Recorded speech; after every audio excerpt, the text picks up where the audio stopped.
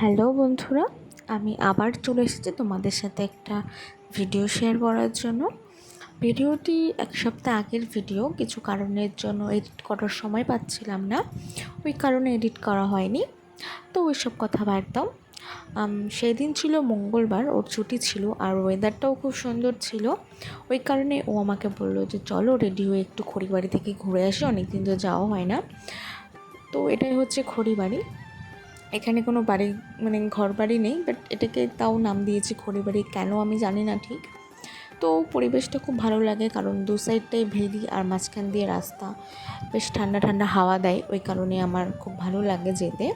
আমি আগে খুব যেতাম, তো রিসেন্ট কয়েক মাস হয়েছে যাওয়া হয়নি, ওই কারণে হঠাৎ সেদিন গেছিলাম। তো ওখানকার চা আর পাঁপড় হচ্ছে খুব একটা পপুলার খাবার, ওই কারণে প্রথমেই আমরা গিয়ে খেয়েছিলাম। ওখান থেকে বেরোনোর পর অনেকটাই সন্ধ্যা হয়ে গেছিলো, তারপর ওখান থেকে বেরিয়ে ফুচকা খেয়েছিলাম। ফুচকা খাওয়ার পর বাড়ি যাওয়ার পথে একটু তেলে ভাজার দোকানে ঢুকেছিলাম বাড়ির জন্য খাবার নেওয়ার জন্য, আর সাথে আমরাও একটু খেয়েছিলাম। ডাক্তার আমাকে বাইরের খাবার খেতে বারণ করেছে, কিন্তু আমি বাইরের খাবার না খেলে হয়তো বাঁচবো না, এরকম একটা ব্যাপার আমার।